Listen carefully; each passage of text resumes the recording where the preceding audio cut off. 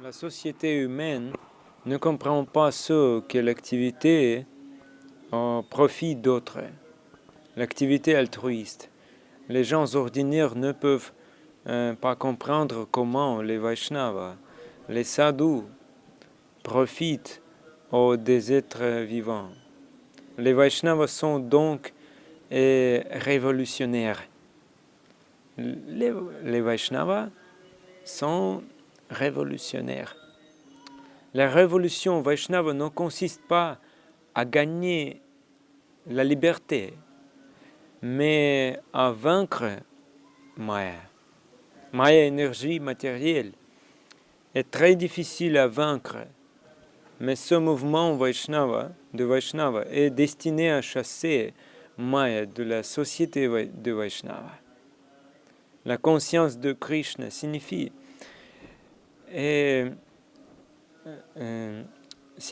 libérer l'entité vivante, Jiva, libérée de Maya. Un Vaishnava ne devrait pas avoir peur des hommes, soit disant savants, des scientifiques. Un vrai Vaishnava ne lui permet jamais de développer le manque de sincérité, la duplicité, ou comme l'a dit Bhaktisiddhanta Saraswati, l'empathia. L'empathia en sanskrit. L'empathie signifie le comportement d'une personne infidèle qui va maintenant dans une direction, puis va dans la direction opposée. Nous traduisons habituellement ce mot par débauche, mais ce mot a un sens plus profond. L'empathie. Beaucoup de gens se réfugient dans le manque de sincérité et l'hypocrisie. L'hypocrisie, c'est l'empathie. Ils veulent voler des impôts à l'empereur Vishwambara. Qui est Vishwambara? Vishwambara est le Seigneur Chaitanya qui maintient l'univers matériel entier en chantant Hare Krishna. Les Vaishnavas sont donc prêts à conquérir de telles personnes. Un vrai Vaishnava, un vrai disciple de Mahaprabhu, ne demande rien à personne. Il veut distribuer à tout le Purnavasta, le tout complet, la vérité absolue. Il ne veut rien de toi. Quel est le slogan du Vaishnava? Tout ce que vous considérez comme le vôtre, placez-le simplement au pied pied pareil du lotus de Krishna. Si vous pensez que vous avez déjà tout abandonné, alors consacrez votre vie au Seigneur Krishna. Ceux qui ont tout abandonné au pied pareil du lotus de Krishna sont très chers aux Vaishnavas.